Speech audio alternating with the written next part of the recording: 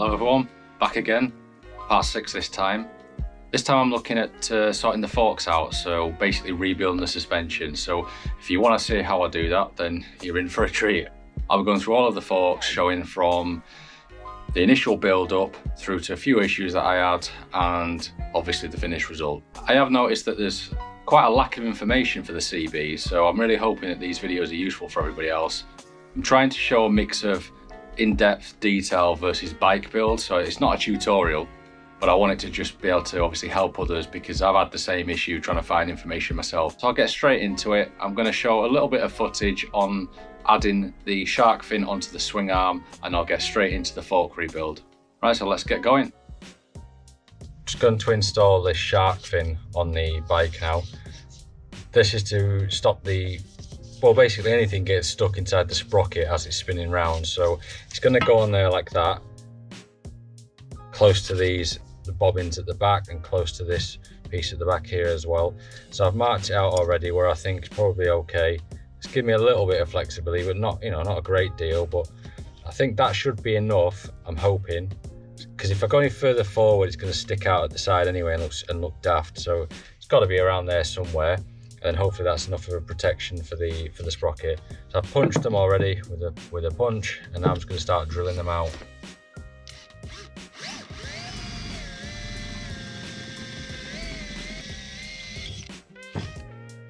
So that's one. Needs to be a 9mm hole to fit another riv nut in there. Right, that's one hole drilled out, and I'm just going to fit the riv nut in now.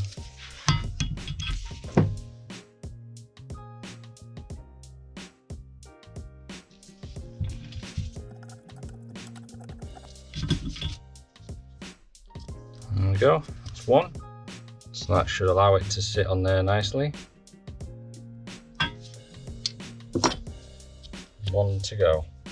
Same thing on this one. No point really in filming it, I'll just show it as it's done once I've installed that. That's the shark fin installed. You can see why it's called shark fin. Anyway, that went on not too badly, to be fair. That's so I've given it a bit of adjustment in the back, as you can see, so I can nudge it forward and backwards depending on, obviously I've had to do this when it's not on the bike. It's hard to know where the sprocket is, but it's going to be around here somewhere, let's face it. So hopefully that should be plenty of room nudging back and forth. Another job done and ticked off the list. Right, today I'm rebuilding the front fork suspension. As you can see, I've got everything laid out just to make it a bit easier to remember obviously what has to go back in. So I'll quickly just run through it. So on the far right, this thing is tube that someone sent me to help me install some of the oil seals here later on when you'll see me do this, because it's difficult to get them in, and there's various ways to do it, but that tube will make it easier, and I'll show how that works. Obviously my re-chromed fork, the spring, the new powder coated fork leg, the damper rod and the piston ring at the top, the rebound spring. This piece goes onto the bottom of there, and then the screw in it. So I've tried to lay it out in the order they're kind of going to go in. The spacer, the washer, I've had that Cerakote at the top as well because it was a bit crusty looking before. New bolt for the bottom in there because this one looked a bit chewed up. Brand new top and bottom bushes, so I'm replacing them. Because I've taken it all apart, there's no point in leaving them all. I may as well replace them for new ones. I've got some new O-rings to go on top as well, which will go on the top of this to seal it off. Cleaned all the rest of it up. New oil seal and new dust seal as well. So I've got a spare washer here, and the plan with this is to, obviously once this stuff's installed, you put that on top of there, and I'll use this tube which goes on top, and I'll use that to hammer against that to knock that oil seal in, because like I said before, you've got to get that into that tube there, and they're not easy to get in without obviously having a tool of some sort to knock it in with. And you can buy ones that like go either side of the fork leg and clamp on, and then you hammer them in, but this somebody's made up, as you can see. So massive thanks for him for sending me that, because it'll help to get this in. You can see I've got my other bits for the right fork leg in there. I just kept them in separate bags so I didn't mix them up and obviously confuse myself with what needs to go where. But I've not done this before, so it'll be a bit of trial and error, hopefully less of the error, and hopefully they'll go back in. By the way, if it's noisy as hell in my garage today, there's like a storm or something blowing over and it sounds like the roof's coming off, so yeah, bear with us with that. I almost forgot, there's 2 sealing washers, these copper washers here, which need to go onto this bolt, which goes into the bottom there. I almost forgot that. This is the oil that I'm going to be using the fork, so rock oil, and it's a 20 weight. So you can get different weights obviously, but this one is what people who have been racing recommend, and then you do an air gap to suit this oil thickness as well.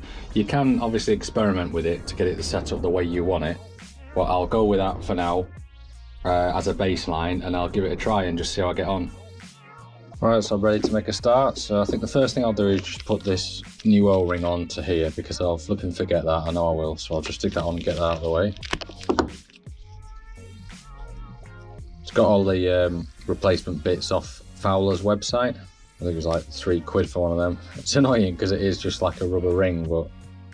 So next is to put this stuff back in. So the piston ring's already on, I didn't take it off, so that hopefully should be okay to reuse for now. So I'll put a little bit into that pot, oil it up, put it on there, and then just gently put that on. Gently pour some in there. Don't need a lot. Right, so I'll just put a bit of oil on this. Try not to get it absolutely everywhere. Let's oil the bottom of this up.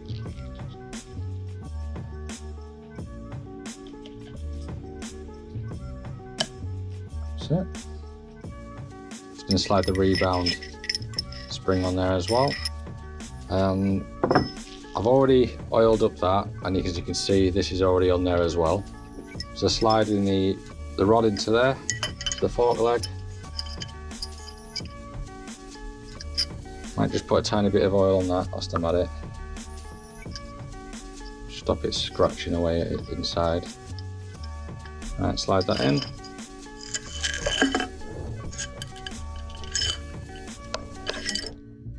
So I've got the bottom piece on.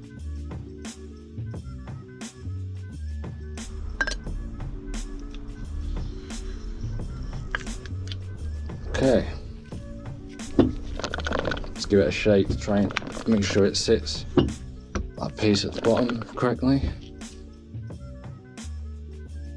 Put a little bit of thread lock on now onto the bolt.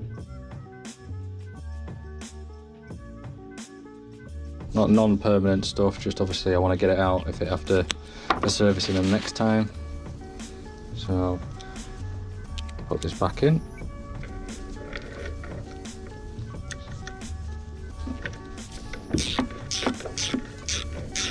So what I'm going to do is to make sure I can feel now it's the piston rod inside is trying to turn as I'm trying to tighten it.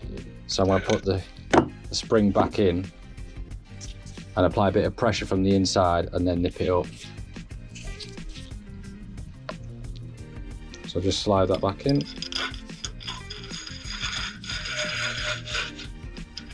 Okay.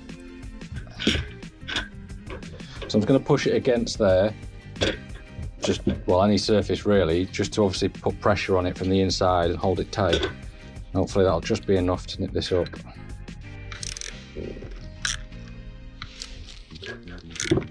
And go. It's going for like a, hand tight, so not insane, just enough to get it to grip. I'll take that spring back out. Right, so that's it. Fork fully in the tube. So next bit is to put this on.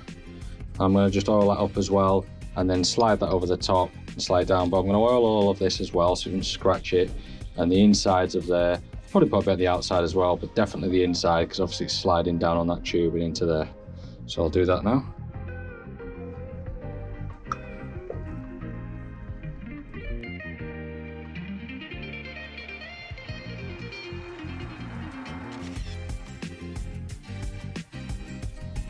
Okay, stay still. So a bit of oil on this as well.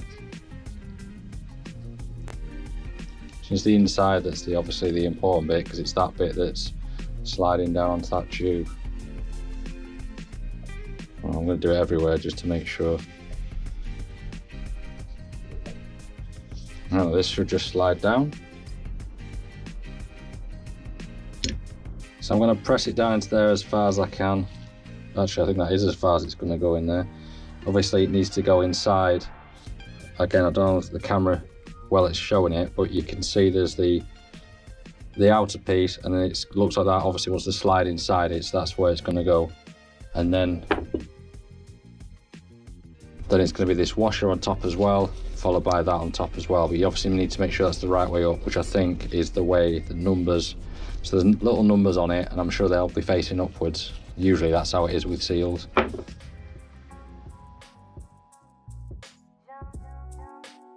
This is where my tube comes in now, so it's going to go over the top of there. I'll obviously clean that out, don't want it scratching that as it's gone in, so I'm hoping this is going to be alright. I'll just very gently press that down. And then press that in.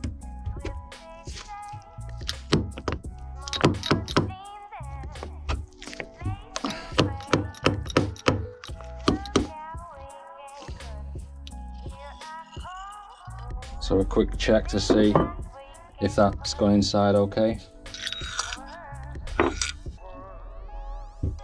So it looks like it has. Again, I don't know what you can see, but it looks like it's set up to that recess there.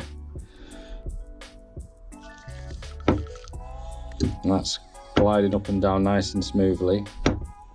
So I don't think there's a particular way this goes on. I think I'll just put it that way for now. Slide that in. So now to put the oil seal in.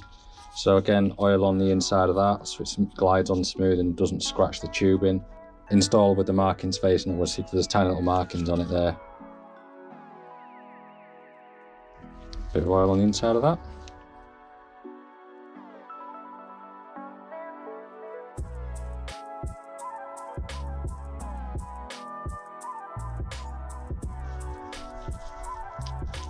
This is quite, there we go. So it's obviously quite tightly fitted because it's creating the seal, so just getting it gently on, just gently wind it down onto it. Just checking there's no grit that's on there before I push it in. Just gonna give it a wipe just to make damn sure. Obviously any grit that's on there from potentially inside that tube will end up straight down the middle of that seal and make it worse. So I will put a bit more oil back on that again.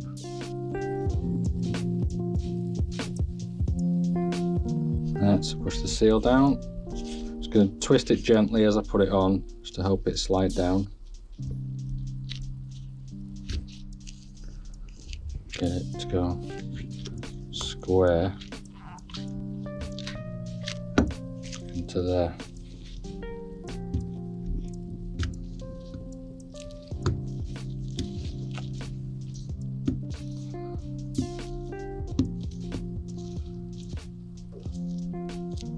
Right, so this again is where this tube comes in, and this is where that spare washer also comes in, because what I'm going to do is use that to sit over the top of that seal just to give it a bit of protection against the rubber. So when I'm using this tube to hammer it in, and when I say hammer I just mean gently knock it in, you're not knocking that metal into there, because you can see there's like a bit of a recess in there. And I don't want that obviously trying to split it or just damaging that seal at all. So I'll put this on top.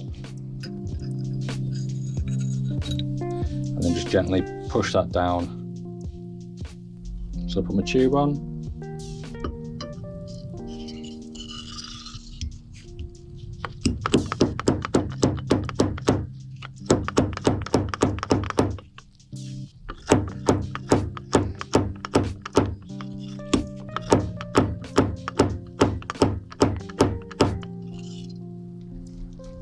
So have a quick look. So you should be able to see the recess where the circlip goes in a minute.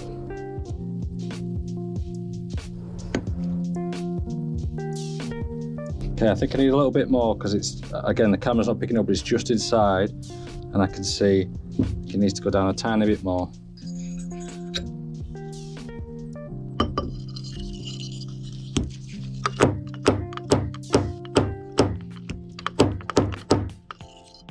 think that might have it.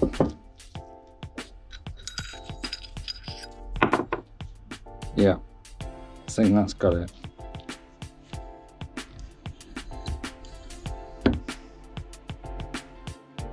Right, so time to put this clip on now, and I think you just put it on and just use like a screwdriver, flat blade, to gently nudge it into place. So let's get that to press in. Just really gently push it down until it locates.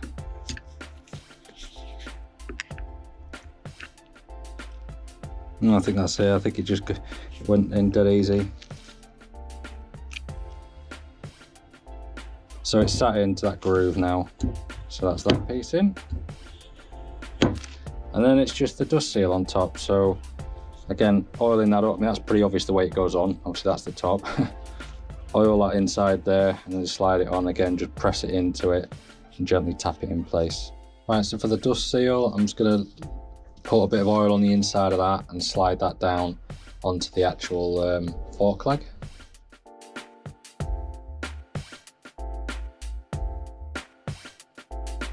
Put it on there as well, really lightly.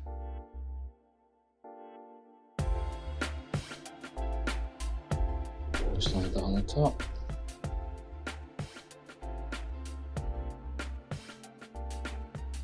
And just press it into place. I'll just wipe my hands, get the oil off them.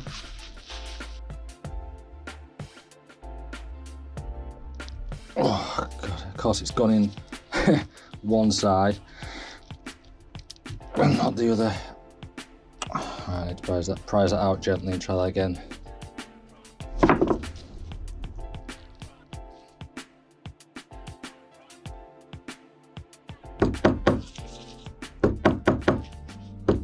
Right, so that's fully seated all the way around now. Okay, so next bit is going to be to put the oil back in, and you have to measure that out for obviously a certain amount and then pump it up and down to try and get some of the air.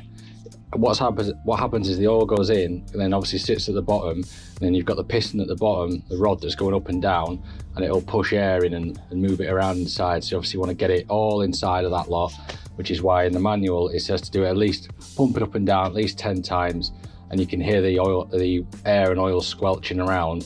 When that starts to settle down a little bit, then top it up. Some people have said that they leave it overnight once they fill it up, you know, a certain amount, what they think is about right, and then leave it overnight for it to settle, because obviously you've got air bubbles in there and stuff like that.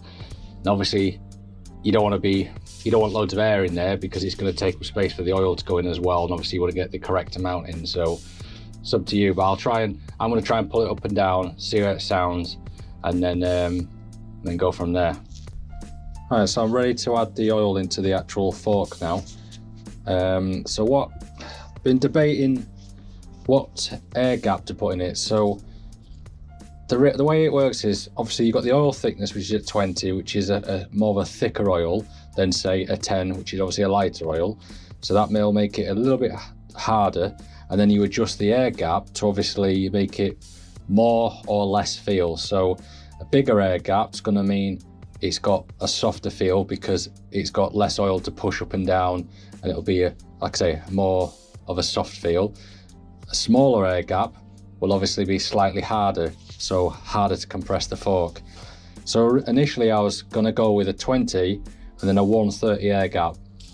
And that's what a lot of the racing guys recommend, but it's obviously debatable as to what's best because it's all down to how you want it. So for me, I've never ridden the CB yet, I want to try and go for something that's kind of an in-between baseline. I'm starting softer, bigger air gap. If it's too much and it feels like a bloody bouncy castle going around the track, then I can add a tiny bit more oil in and close that gap to say 130, like I was saying originally, and then try that. So I'm going to fill that up. I'm going to put this in the top up there, start pouring the oil in. I'm not measuring it out as such, I'm not going to go crazy. I'll put a little bit in first, just probably enough to kind of get it to fill about that much, and then work it up and down to get the air out, and then top it up, and then just see how I get on. I'm tempted to leave it overnight, stood vertically with it fully extended, just to let any air settle at the bottom. I hope all that made sense, because Obviously I'm learning with this, I'm definitely not an expert, but I'm just going off what people have advised me who do race and the way they find the bike's reacted. Top it up gently. So the fork's obviously fully pushed in at this point. I'm going to try and go to just a little bit higher than maybe where the piston ring is. Top it up to that level, and then start with pumping it up and down.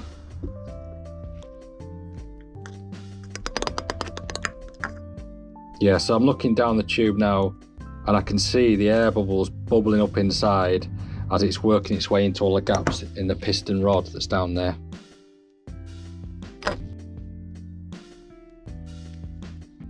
Put the lid on that before I knock it over, because I definitely will. Clumsy. Right, so I'll just pump it up and down. You'll be able to hear the oil inside gurgling about as it kind of gets the air bubbles in there.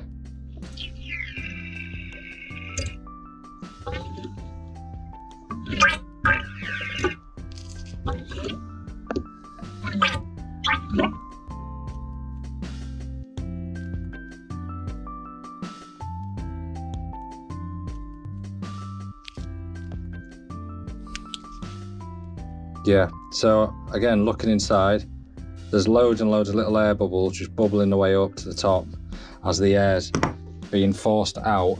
So the oil's obviously going in thicker and it's trying to push that air up. That's why people recommend to let it settle. So I've put on, obviously I marked it with a little bit of tape, so when I put that in the top, I mean it will be miles off that now, but it'll be like doing that. So from the very top of there, and then when I pull it back out, the idea is just have a tiny bit of oil on there, obviously not right up here. Tiny amount's not going to do much difference, but just touching the level of the oil. Just going to top it up a little bit more, and then I'll leave it overnight.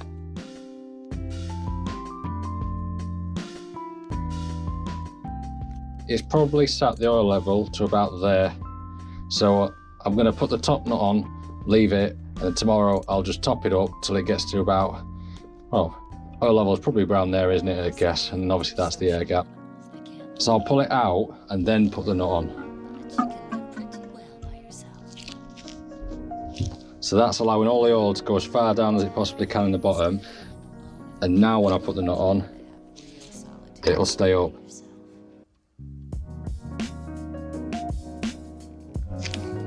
Oops, dropped my bloody glove in it.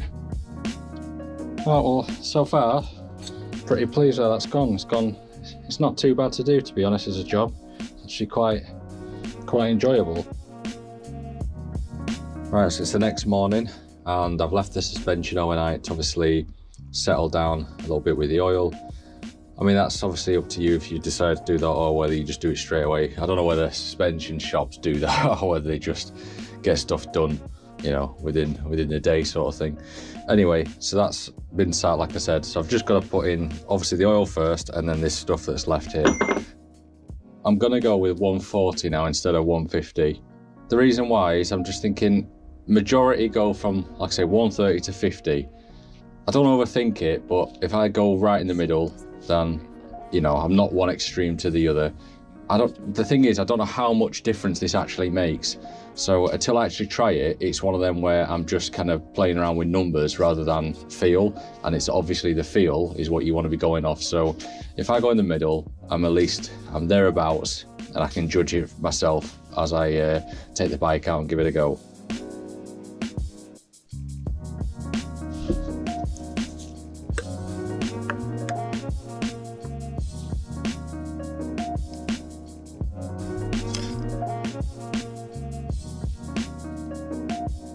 I think I might be there. I think that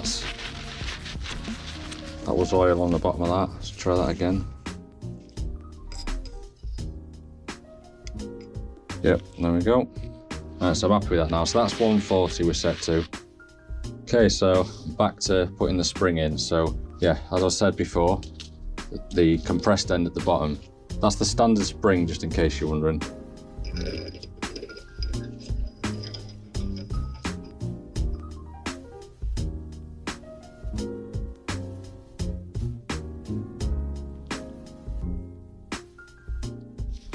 the washer in as well,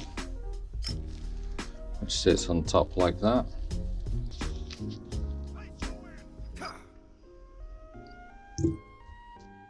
Then the spacer. And as I said before, that'll be on top. I just need to position the camera so that you can see it, as I'm going to have to press down on the top of there and screw it in at the same time. So I'll have to obviously, well, I could do with another pair of hands, someone to hold it whilst I screw it in, but I'll struggle away as usual by myself. Okay, so hopefully you can see that on camera. So yeah, just going to put this piece in now. So I've got to apply a bit of pressure to that to get it to go in, and obviously I don't want to cross thread it, so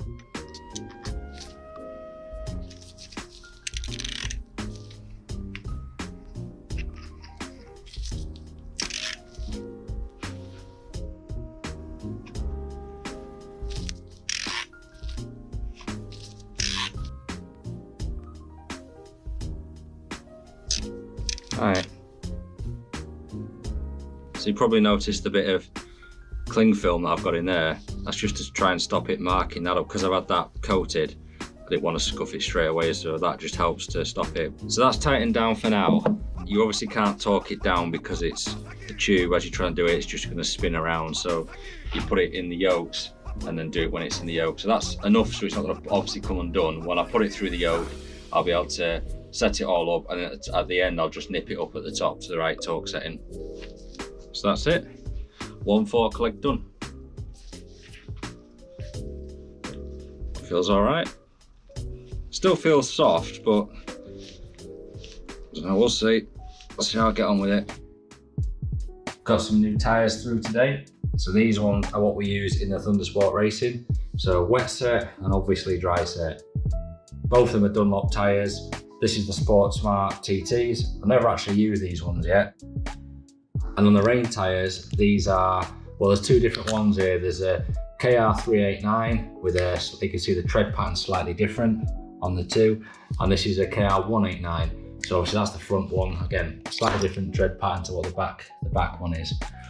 Yeah, never used these either. So looking forward to trying these. I've only ever used Pirelli ones. So again, I've heard that these are better than Pirelli, but I suppose I'll find out.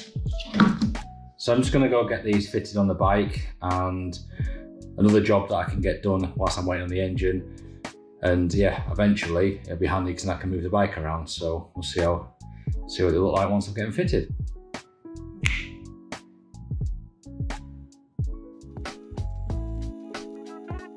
I'm managing to get through quite a lot on the bike build now. So if this is the first time you've seen my videos, check out the rest which are in my playlist on my channel. So that was quite a long episode on rebuilding the forks. There's obviously quite a lot of detail to go through, but next time I'll show the master cylinder rebuild and the calipers as well, front and back. So hopefully see you next time. Cheers.